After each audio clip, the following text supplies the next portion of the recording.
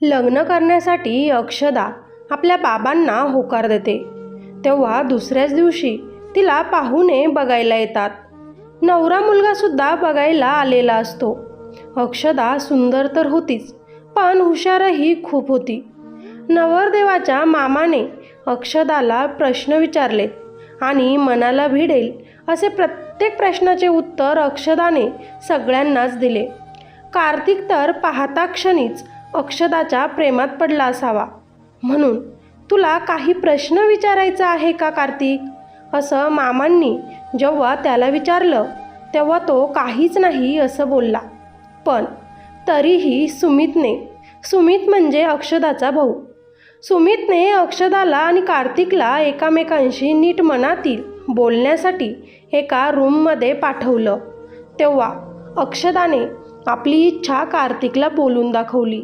मला लग्नानंतर जॉब करायचा आहे, स्वतःच्या पायावर उभं राहायचं आहे, माझ्या आईवडिलांचे नाव कमवायचे आहे, हे तिनं कार्तिकला सांगितलं. मला काहीच प्रॉब्लेम नाही, तू जॉब कर, स्वतःच्या पायावर उभे राहा, चालेल मला, तो आनंदानेच तिला बोलला.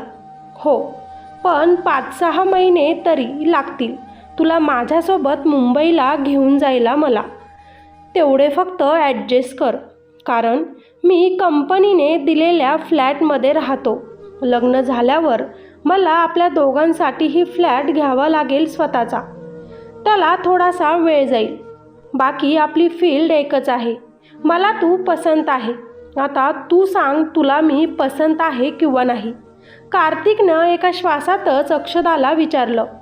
तिनंही मान हलवून होकार दिला आणि दोघांनीही ही गोष्ट बाहेर येऊन सांगितली. ते दोघंही लग्नाला तयार आहे. तसं सगळीकडे आनंदाचं वातावरण झालं. सुमनने पेढ्यांचा बॉक्स आणला होता. सगळ्यांचे तोंड गोड केले. पण राधिकाने कार्तिकला बघितल्यावर थोडीशी नाराजगी व्यक्त केली. तू किती बदललास? तुझा नेहमीच फोन नंबरही बदलतो वाटतं.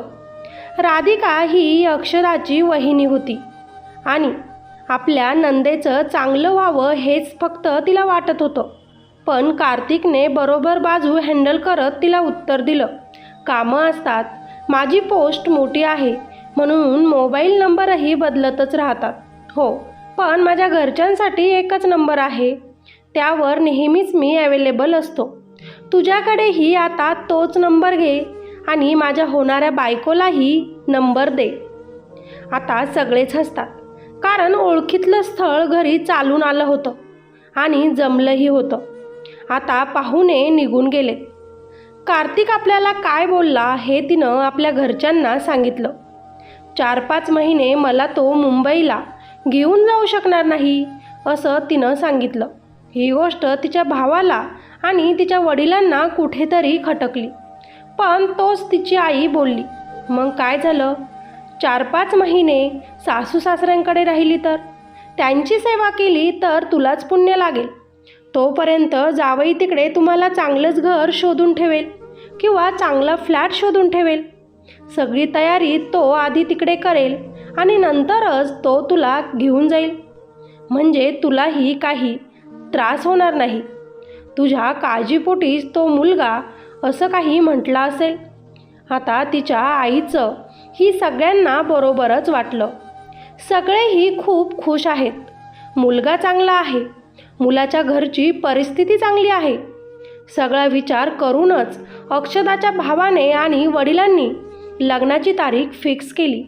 एकाच महिन्यात अक्षदाचं कार्तिकसोबत लग्न झालं. सगळे खूप खुश होते. आता अक्षदा लग्न करून तिच्या सासरी नाशिकला राहायला गेली. 8 दिवस कार्तिकनं सुट्ट्या घेतल्या होत्या, म्हणून त्या 8 दिवसातच तो अक्षदाला फिरायला बाहेर घेऊन गेला. तिला काय हवं काय नको ते सगळं काही तिला घेऊन दिलं. तिच्यावर खूप प्रेम केलं. आता तो आपली इतकी काळजी घेतो, आपल्यावर किती प्रेम करतो हे बघून अक्षदासुद्धा आता त्याच्या प्रेमात पडली. फिरून ते दोघंही आता घरी आलेत. सुट्ट्या संपल्या होत्या म्हणून कार्तिक मुंबईला परत निघून गेला. अक्षदा एकटीच आता तिच्या सासरी राहू लागली. सासू सासऱ्यांची सेवा ती करू लागली. तिचे सासू सासरे खूप चांगले होते. खूप पैसा होता त्यांच्याकडे. स्वतःचे घर होते. मुलीचं लग्न त्यांनी मोठ्या घरात लावून दिलं होतं त्यांच्या. अक्षदा नेहमीच तिच्या सासू सासऱ्यांना म्हणायची, मी जेव्हाही तिकडे मुंबईला जाईल तेव्हा तुम्ही दोघांनीही आमच्यासोबत तिकडे यायचं. इथे तुम्ही दोघं राहून काय कराल? तेव्हा तिची सासू तिला म्हणायची, बेटा तिकडे येऊन आम्ही काय करणार?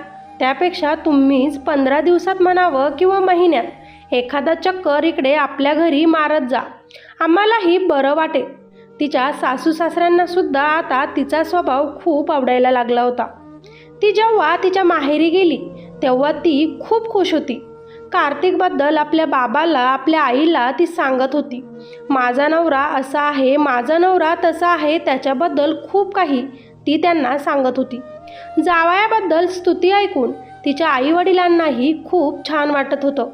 पण जेव्हा अक्षदा परत तिच्या सासरी गेली, नवीन काही दिवस कार्तिक हा 8 दिवसात एकदा दोनदा घरी येऊन जात असे. अक्षदावर खूप प्रेम करत असे. तिला बाहेर फिरायला घेऊन जात असे आणि परत मुंबईला तो निघून जात असे. पण हळूहळू कार्तिकचे येण्याचे प्रमाण हे कमी झाले होते. तो आता महिन्यातून एकदा घरी येऊन जात असे. असाच 1 महिन्यात तो घरी आला. यावेळी अक्षदा नाराज होती. आपला नवरा लवकर घरी इकडे येत नाही, तिकडेच तो शहरात राहतो. अजूनही त्यानं फ्लॅट शोधला नाही. बायकोशिवाय एकटाच तिकडे राहतो. या गोष्टी आता तिला त्रास देत होत्या. म्हणून ती खूपच एकटं स्वतःला समजत होती. आणि म्हणूनच ह्यावेळी जेव्हा तो घरी आला तेव्हा तिनं प्रश्न विचारायला सुरुवात केली. लग्नाला आपल्या 4 महिने झालेत. अजून किती दिवस मी इथे एकटं राहायचं? मलाही जॉब करायचा आहे. मलाही तुमच्यासोबत तिकडे घेऊन चला, ती आपल्या नवऱ्याला बोलू लागली. पण अजून चांगला फ्लॅट मिळाला नाही. चांगला फ्लॅट मिळू दे, मी लगेच तुला घेऊन जाईल, अशी समजूत काढून तो तिला शांत करतो. आता ती त्याचे कपडे बॅगमधून बाहेर काढते आणि त्याला विचारते, तू जास्त कपडे का घेऊन येत नाहीस? तू तर एकटाच राहतो ना तिथे. मग इकडे आणल्यावर मी तुला वॉश करून देईल, प्रेस करून देईल कपडे. अगं लॉन्ड्रीमध्ये टाकतो. इतक्या दूर घेऊन का येऊ? ओझं असतं उगाचच, तिचा नवरा उत्तर देतो.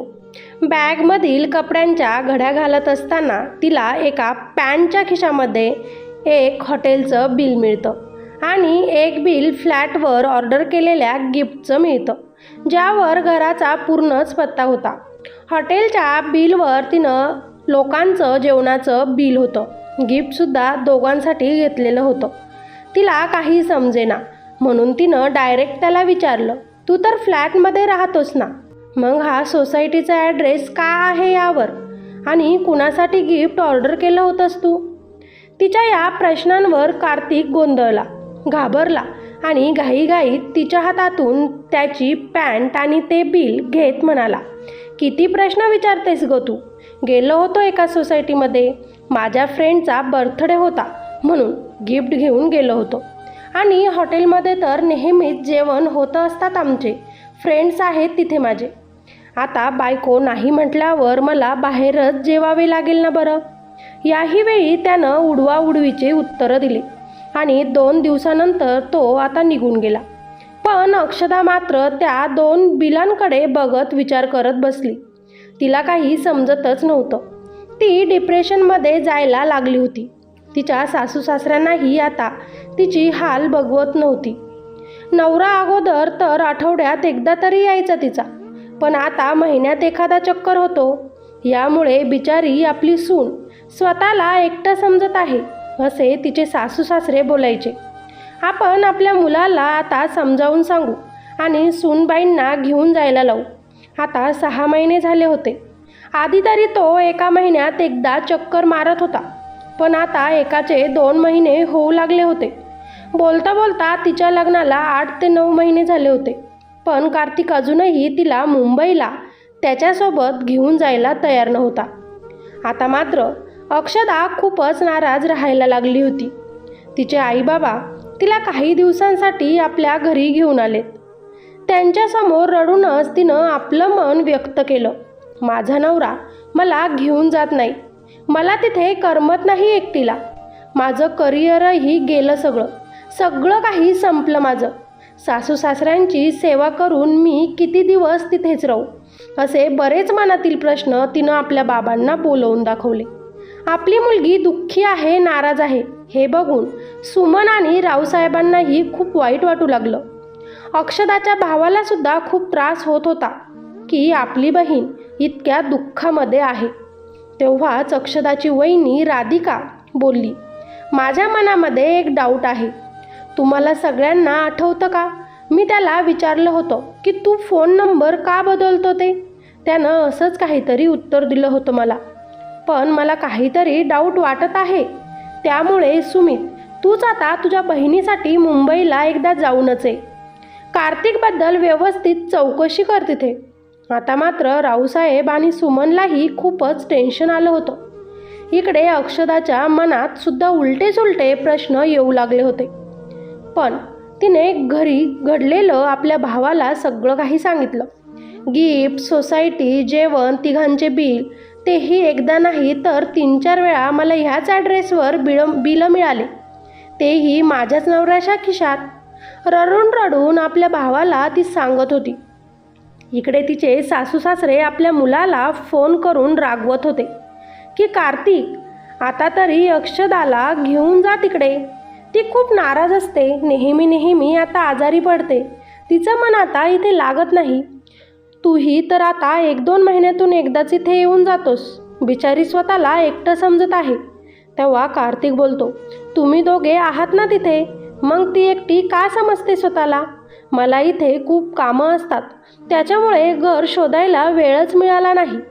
लवकरात लवकर मी घर शोधायला तयार आहे आणि तिला घेऊन येईल इकडे.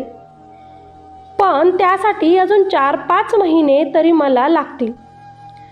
तुम्ही तोपर्यंत अक्षदाला समजावून सांगा. तसं या आठवड्यात मी येतोच आहे, तेव्हा मीच तिला सांगेन. इतकं बोलून कार्तिक फोन बंद करतो. आता तिचे सासू सासरे लगेचच अक्षदाला घ्यायला जातात आणि सांगतात की रडू नकोस, तो येतोय रविवारी आणि लवकरच तुला घेऊन जाणार आहे असं बोलला. आता तिला थोडं बरं वाटतं आणि ती आनंदाने आपल्या सासू सासऱ्यांसोबत सासरी गेली. पण सुमितच्या डोक्यात वेगळंच काहीतरी चालू होतं. राधिका पण त्याला पूर्ण साथ देते आणि सुमन आणि रावसाहेब यांना आम्ही काय करायचा विचार करतोय ते दोघं सांगतात. सुमन नाहीच म्हणते, पण रावसाहेब आपल्या मुलीसाठी सुमितला ते करण्याची अनुमती देतो. आता रविवारी राधिका आणि सुमित सुद्धा अक्षदाच्या घरी तिला भेटण्यासाठी जातात. त्याचवेळी कार्तिक पण तिथे आलेला असतो. कार्तिक आलेला होता म्हणून अक्षदा खूपच खुश होती. पण यावेळी तिला नवऱ्याच्या बॅगमध्ये तेच ॲड्रेस, तेच बिल आणि तेच गिफ्ट पेमेंट मिळालं आणि तिनं ते आता आपल्या भावाला गुपचूपच जाऊन दाखवलं. आता सोमवारी सगळ्यांना बाय करून कार्तिक मुंबईसाठी निघाला. सुमितसुद्धा, माझे महत्त्वाचे कामं आहेत, राधिका तू अक्षूजवळ इथेच थांब म्हणत बाहेर गेला आणि कार्तिकच्या गाडीचा पिछा करू लागला. सुमितनं आपल्याबरोबर आपले काही मित्र पण सोबत घेतले होते. आता कार्तिकची गाडी मुंबईच्या एका मोठ्या भव्य सोसायटीजवळ जाऊन थांबली.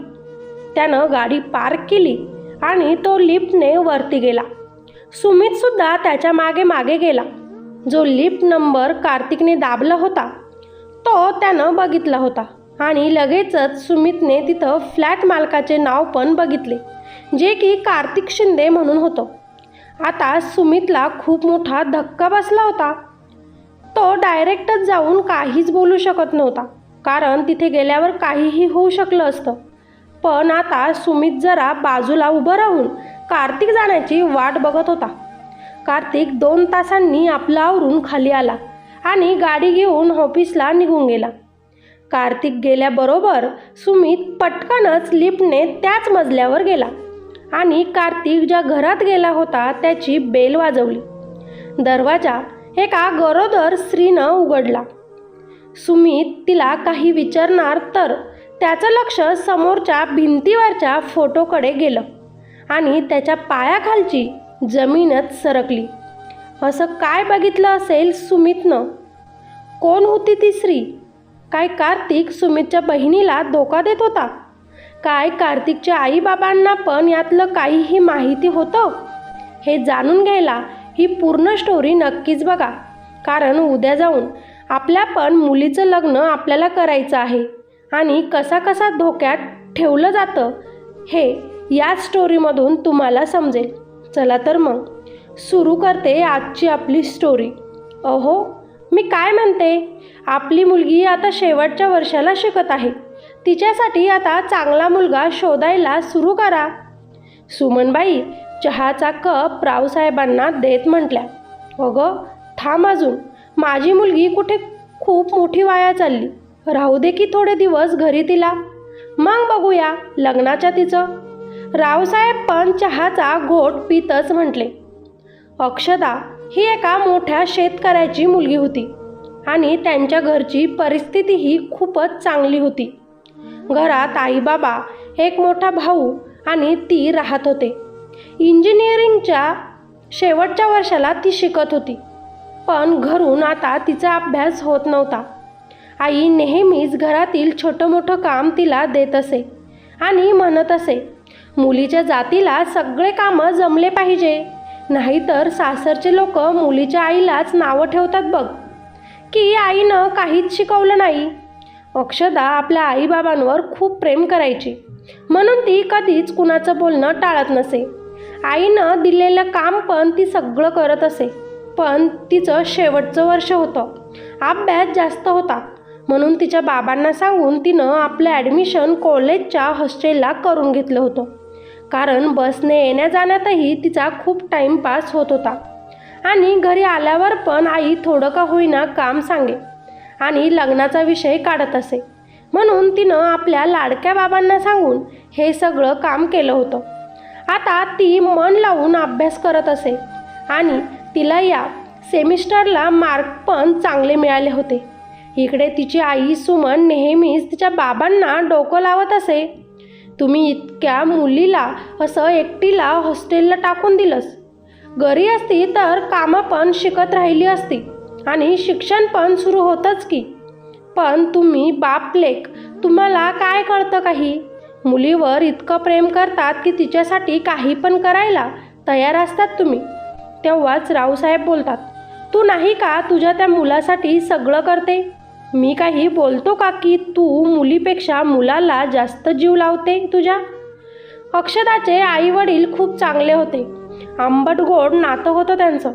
त्यांना फक्त एकच वाटत होतं की आपल्या मुलाचं चांगलं व्हावं, शिकून त्यांनी मोठं नाव काढावं. आम्ही नसलो तरी त्यांना दोघांनाही कसलीच कमी नसावी. अक्षदाची आई नेहमीच आपल्या नवऱ्याला अक्षदाबद्दल बोलत असे. तिच्यासाठी तुम्ही मुलगा बघा असं सांगत असे. पण रावसाहेब त्याकडे दुर्लक्ष करत असे, कारण त्यांना आपल्या मुलीला अजून जास्त शिकवायचं होतं. दुसराही सेम तिनं अभ्यास करून एक्झाम दिल्या आणि आता ती घरी आली.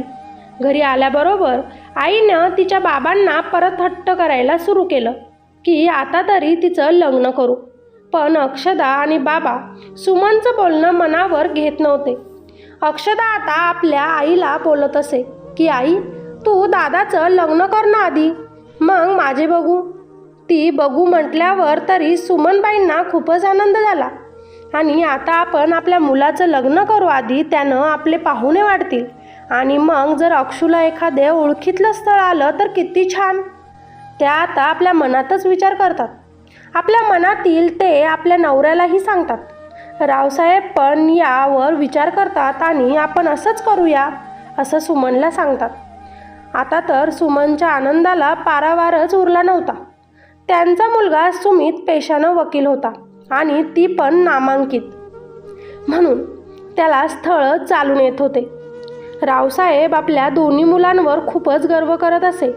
उच्च मान करून आपल्या गावात ते फिरत असे आणि लोक पण त्यांना म्हणायचे की खरंच तुम्ही जे गरिबातून दिवस काढले, आपल्या मुलांना लहानाचं मोठं केलं, शिकवलं, कष्टाने तुम्ही सगळं केलं, आज तुमचे दिवस म्हणून असे चांगले आलेत. तेव्हा रावसाहेब नेहमीच बोलायचे, आमच्या घरी माझी अक्षू लक्ष्मीच्या पावलांनी आली आणि आमचं भाग्यच उजळलं. आता एक चांगलं स्थळ सुमितला चालून आले होते. मुलगी पण त्याच्याच फील्डची होती. म्हणून सुमितला ती आवडली आणि मग काय पत्रिका जुळवाजुळवी झाली आणि सुमितचं लग्न राधिकासोबत झाले. राधिका पण एका चांगल्या घरातील मुलगी होती. रावसाहेबांनी हुंड्याची तर माग पण केली नव्हती. आम्हाला फक्त तुमची मुलगी द्या, तिचं कन्यादान करा हेच सांगितलं होतं. तरी देखील राधिकाच्या घरच्यांनी सुमितला मोठी गाडी, मुलीच्या अंगावर सोने घातले होते आणि जे दिलंय आमचा आशीर्वाद म्हणून तुम्ही स्वीकारावं हेच रावसाहेबांना मुलीचे वडील सांगत होते. आता तर सुमनबाई फारच खुश होत्या. मुलाचे तर झाले लग्न, पण असंच एखादं स्थळ भेटावं आणि आमच्या मुलीचे पण 2चे 4 हात व्हावे हीच आता त्यांची अपेक्षा होती. आता लग्नातच राधिकाच्या दूरच्या नात्यातील पण काही लोक आली होती आणि त्यांना अक्षदा आवडली होती, म्हणून त्यांनी अक्षदाबद्दल विचारपूस करायला सुरू केलं होतं. आणि मग काय, सुमनने तर आपल्या मुलीबद्दल एकापेक्षा एक गुण त्यांना सांगायला सुरू केलं होतं. आता लग्न झालं होतं. राधिकासुद्धा सुमितसोबत घरी राहायला लागली होती. तेव्हा बोलता बोलता सुमनने राधिकाला त्या लोकांबद्दल विचारलं आणि तिने पण तिला जे काही माहिती होतं ते सगळं काही खरं खरं सांगितलं. आता ते सगळे हसून खेळून राहत होते. तेव्हाच एक दिवस राधिकाचे वडील एका व्यक्तीसोबत त्यांच्या घरी आलेत आणि नकळतच ते रावसाहेबांकडे त्यांच्या मुलीचा हात मागू लागले. आमचा मुलगा कार्तिक हा एक इंजिनियर आहे. इंजिनिअरिंग होऊन त्याला 4 वर्ष झाले. आता तो मोठ्या सॉफ्टवेअरच्या कंपनीमध्ये चांगल्या पदवीवर आहे.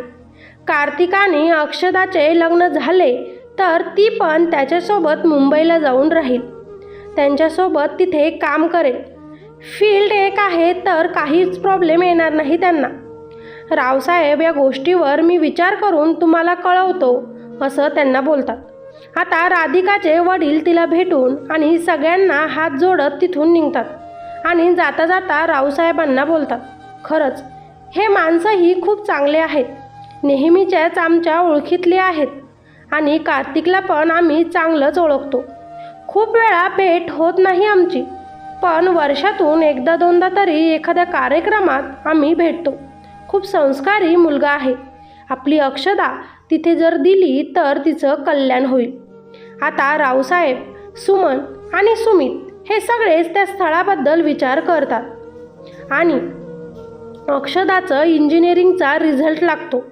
फर्स्ट क्लास डिस्टिंक्शनमध्ये ती पास झाली होती आणि आता आपण काहीतरी चांगल्या जॉबला लागू, स्वतःच्या पायावर आपण उभे राहू आणि नंतर मग लग्नाचा विचार करू असं ती मनातच ठरवते. अक्षदा आपल्या नोकरीच्या शोधातच होती. तोच तिचे आईबाबा आणि तिचा भाऊ तिच्याकडे कार्तिकचा प्रस्ताव घेऊन येतात. आता तिचे बाबा तिला बोलतात, मुलगा खूप चांगला आहे. मुंबईमध्ये जॉब करतो तो. नाशिकला त्याचा स्वतःचा फ्लॅट आहे, बंगले आहेत, जमीनसुद्धा भरपूर आहे. मेन म्हणजे तुमची दोघांची फील्डही एकच आहे. तोही एक इंजिनियर आहे आणि तूही इंजिनियर आहे. तुलाही त्याच्यासोबत तिथे जॉब करता येईल. तोही तुला जॉब करायला मदत करेल. आम्हाला तर वाटतं तू लग्नाला होकार द्यावा. आता मात्र अक्षदाला काय बोलावं तेच कळेना. तिला इतक्यातच लग्न करायचं नव्हतं. तिला आधी स्वतःला काहीतरी बनवून दाखवायचं होतं आणि नंतरच लग्नाचा विचार करायचा होता. म्हणून ती लगेचच आपल्या बाबांना बोलते, बाबा, मला अजून एखादा वर्ष द्या ना. मला चांगले मार्क्स मिळालेले आहेत. मी नोकरी शोधली की मला लगेचच आता नोकरीही मिळेल. मग एका वर्षाने मी तुम्ही जिथे म्हणाल तिथे लग्न करायला तयार आहे. पण तोच सुमन पुढे होत अक्षयाला बोलते, अगं बाळा, तू जे म्हणते आहेस त्याला 1 वर्ष आहे अजून. नेहमी चांगले स्थळं असे चालून दाराशी येत नसतात. तुझ्या नशिबानेच हे स्थळ घरापर्यंत आलं. मी मुलाला बघितलं नाही, पण त्याच्या आईसोबत बोलली आहे. खूप चांगली फॅमिली दिसली मला. आमच्यासारखेच तुला जीव लावतील तिथे. आणि नोकरी करायचीच आहे तर तू लग्न झाल्यावर त्याच्यासोबतच नोकरी कर. नंतर इंजिनियर मुलगा तुला भेटेल असं कुणास ठाऊक. दुसराही एखाद्या फील्डचा मुलगा तुला भेटू शकतो. आणि मग बरेच प्रॉब्लेम नवरा बायकोच्या नात्यात येत असतात. सुमन बोलल्यावर अक्षदा थोडा विचार करायला लागली. सुमितने पण अक्षदाला तेच सांगितलं. हे बघ राधिका माझ्या फील्डची मला मिळाली म्हणून मी तिच्यासोबतच लग्न केलं आणि बघ आमचा संसार किती सुखात चालू आहे. ती माझ्यासोबत माझ्या ऑफिसला येते, माझं अर्ध काम ती अटेंड करते आणि माझाही बराचसा लोड ह्या कमी होतो.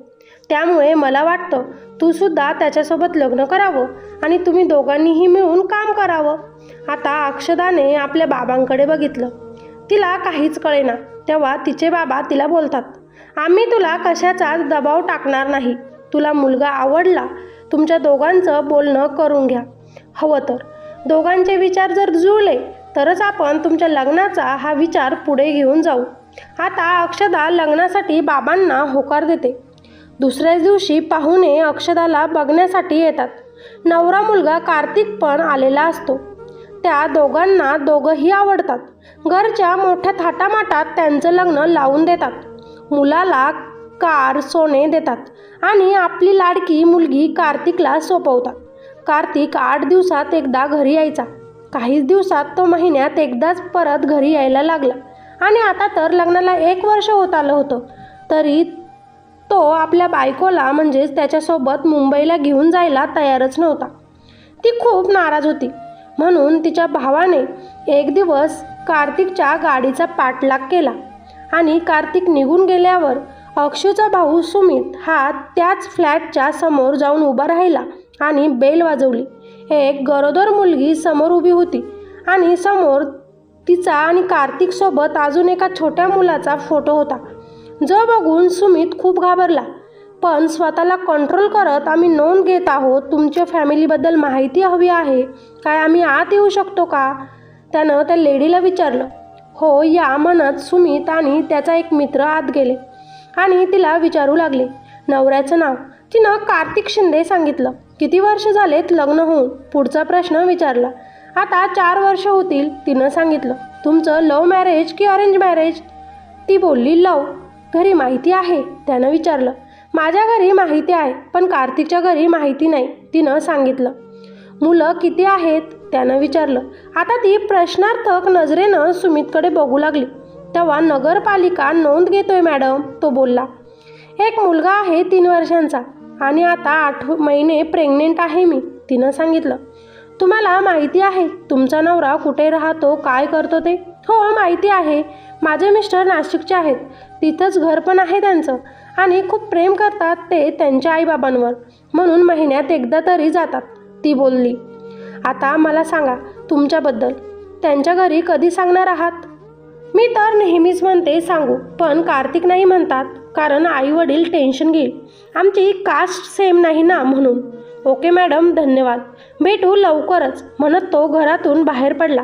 पण तिच्या बोलण्यावरून त्याला समजलं होतं की कार्तिकने तिलासुद्धा धोक्यात ठेवलं आहे. आता सुमित बाहेर येऊन खूप रडू लागला. त्याला तर काहीच सुचेना. आपल्या बहिणीचा चेहरा त्याला सारखा समोर येत होता. आता ही सिच्युएशन कशी हँडल करायची तेच त्याला समजेना.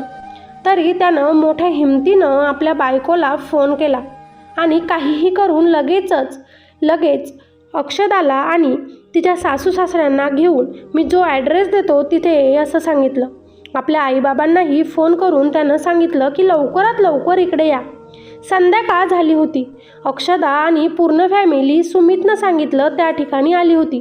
सगळ्यांचे निरागस चेहरे होते. आता यांचे चेहरे दुःखामध्ये जाणार हे त्याला माहिती होतं.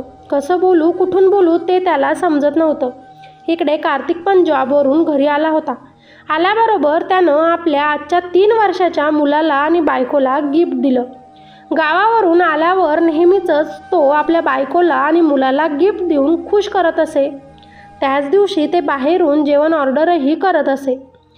त्यांचा विषय निघाला आणि आज आपल्याकडे कुणीतरी नगरपालिकेचे लोक आले होते आणि आपल्या लग्नाबद्दल विचारत होते असं बायकोने त्याला सांगितलं. सावरत बसून तिला विचारू लागला तो, मग तू काय उत्तरं दिलं त्यांना? सगळं काही खरं सांगितलं, त्यात काय उत्तर द्यायचं? आता कार्तिकला जरा टेन्शनच आलं. तो आपल्या घरी अक्षदाला वारंवार फोन करत होता, पण त्याचा फोन कोणीही रिसीव करत नव्हतं. कारण सुमितने कोणीच त्याचा फोन उचलू नका असं सांगितलं होतं. अक्षू तर खूप घाबरली होती. भावाला वारंवार विचारत होती की काय झालं मला सांग. सुमितनं तिच्याकडून आधी एक वचन घेतलं, मी जे सांगेल ते ऐकून तू अजिबात तुटणार नाहीस, नव्यानं उभी राहशील, आपल्या करिअरकडे लक्ष देशील. हो दादा, मी हे सगळं करेल, पण आधी मला सांग काय झालं, ती विचारते. सुमित आता मनावर दगड ठेवून त्यानं जे काही बघितलं ते सगळं काही त्याच्या आईबाबांना, कार्तिकच्या आईबाबांना आणि आपल्या बहिणीला सांगतो. सगळ्यांना खूप मोठा धक्का बसतो. सुमन तर रडायलाच लागते. आता माझ्या मुलीचं कसं होईल ह्याच विचारात तिला सतावतो. रावसाहेब तर कार्तिकच्या आईवडिलांवरच खूप चिडतात, पण बाबा त्यांना काहीच माहिती नाही, त्यांनाही कार्तिकनं धोका दिलाय असं रावसाहेबांना सुमित सांगतो. आता मात्र अक्षूच्या पायाखालची जमीन सरकली गेली होती. ती जो संशय त्याच्यावर घेत होती तो खरा ठरला होता. दादा, मला त्याच्या घरी घेऊन चल, ती बोलली. सासू सासऱ्यांची अनुमती घेतली आणि पोलिसांना फोन केला. सुमित त्या ठिकाणी या सगळ्यांना घेऊन गेला.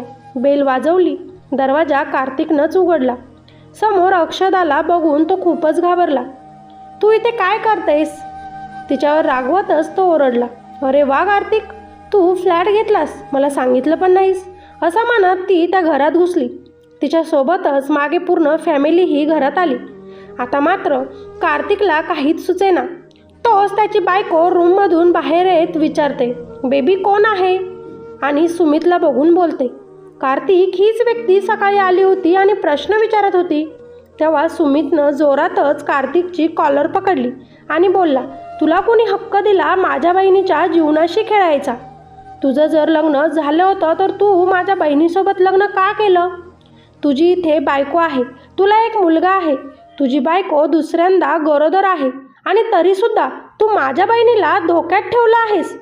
तितक्यातच कार्तिकची बायको समोर येत बोलते, तुम्ही कोण आहात, बाजूला व्हा, माझ्या नवऱ्याला का मारत आहात? तेव्हा अक्षदा सुद्धा त्याच्या गालात जोराची ओढते, का माझं जीवन बर्बाद केलंस? एक लग्न केलेलं असताना माझ्याकडे दुसरे लग्न करण्याचा प्रस्ताव का दिलास? का फसवलंस मला? आज का अंधारात ठेवलं आम्हाला? कार्तिकच्या आईवडिलांनी सुद्धा त्याला खूप सुनावलं. तेव्हा कार्तिक बोलू लागला, मी माझ्या आईबाबांना तुम्हाला खूप वेळा सांगितलं की मला एक मुलगी आवडते, पण कास्ट आपली सेम नाही, पण तुम्ही ऐकायला तयार नव्हते, म्हणून मी इकडेच लग्न करून घेतलं. पण तुम्ही जेव्हा मुलगी बघायला मला बोलावलं तेव्हा मी अक्षदाला बघितलं आणि माहिती नाही का, पण मला ती खूप आवडली आणि मी तिच्या प्रेमातच पडलो आणि मनाशीच मी ठरवलं की मी माझी पहिली बायको इकडे मुंबईलाच ठेवेल आणि अक्षदाला मी नाशिकलाच ठेवेल, कारण माझ्या पहिल्या बायकोचंही माझा खूप जीव आहे आणि अक्षदासुद्धा मला तितकीच प्यारी आहे. रावसाहेबांना कार्तिकचं हे बोलणं ऐकून तळपायाची आग मस्तकाला जाते. ते सुद्धा आता कार्तिकच्या गालात जोराची मारतात. अरे काय बोलतंय, तुला कळतंय का? 2 लग्न करणं हा एक गुन्हा आहे. तेव्हा कार्तिक लगेचच बोलतो, मग मी काय करू?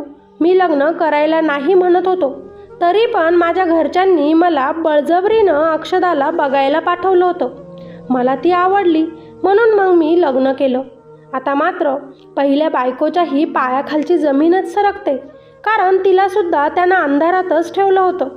पण बिचारी आता 8 महिन्यांची गरोदर होती आणि याचमुळे कार्तिकला तिची काळजी घ्यावी लागत होती आणि म्हणूनच तो आठवड्यात सारखं अक्षदाकडे आता जाऊ शकत नव्हता, कारण आपली पहिल्या बायकोचे दिवस हे भरत आले होते. ती गरोदर होती, तिची काळजी घेणं त्याला महत्त्वाचं होतं आणि म्हणूनच तो जाण्याचं प्रमाण कमी करत होता. त्याने तर नवीन काम सुरू असलेल्या एका सोसायटीमध्ये एक फ्लॅटसुद्धा आता बुकही करून ठेवला होता, जेणेकरून जेव्हा या बायकोची त्याची डिलिव्हरी होईल तेव्हा परत आपली जेव्हा दुसरी बायको जी आहे आपल्याला मुंबईला मला घेऊन जा असं म्हणेल, तेव्हा तिला तिथला फ्लॅट दाखवून, कागदपत्र दाखवून, अजून काम अपूर्ण आहे हे सांगून पूर्ण झाल्यावर तुला घेऊन जाईल असं सांगायचं ठरवलं होतं.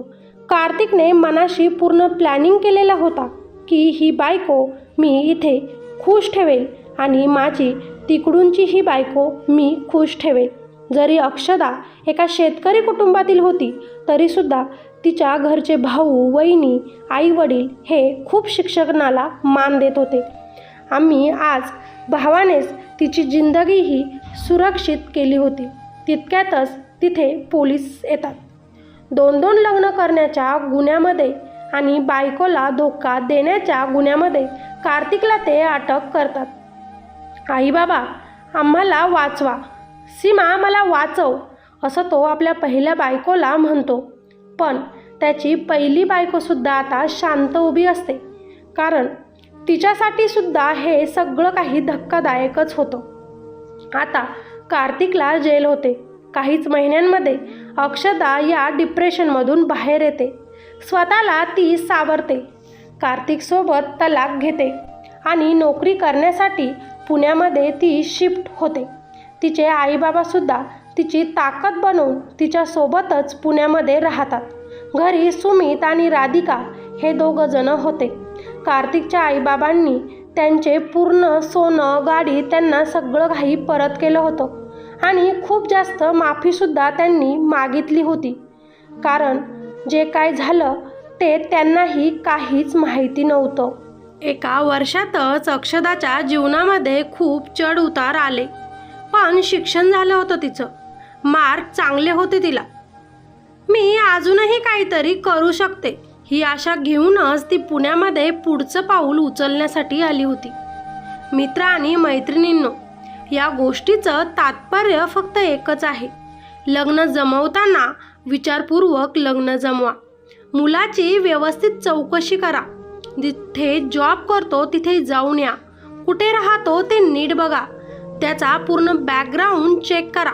स्वतःच्या पायावर उभा आहे का हे बघाच, पण त्याचं कॅरेक्टर कसं आहे हे बघायला मात्र विसरू नका. आपल्या मुलीचं घाईत लग्न जमवून तिचं जीवन मात्र उद्ध्वस्त करू नका. आपल्या मुलीला शिकू द्या. तिला तिचे स्वप्न पूर्ण करून द्या आणि मगच तिच्या लग्नाचा निर्णय घ्या. पण जर घाईतच ओळखीच्या ठिकाणी आपल्या मुलीचं लग्न करण्याचा तुम्ही विचार करत असाल तर तेही काहीही चौकशी न करता, तर कार्तिकसारखा मुलगा येऊन तुमच्या मुलीची जिंदगी ही बर्बाद करून जाईल. त्यामुळे मित्र आणि मैत्रिणींनो, वेळीच सावध व्हा. ही एक सत्य घटना आहे जी मी तुमच्यापर्यंत पोहोचवलेली आहे. हो, या कथेतील पात्र, नावं हे सगळं काही वेगवेगळं आहे. चला तर मग स्टोरी कशी वाटली, यातून तुम्हाला काही शिकायला मिळालं का, हे मला कमेंट करून नक्कीच सांगा. ही स्टोरी आवडली असेल तर लाईक करायला विसरू नका. चॅनलवर नवीन असाल तर माझ्या या चॅनलला सबस्क्राईब नक्कीच करा.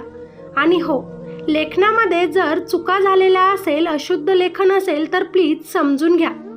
चला तर मग भेटूया अशाच एका नवीन इंटरेस्टिंग व्हिडिओमध्ये. तोपर्यंत धन्यवाद.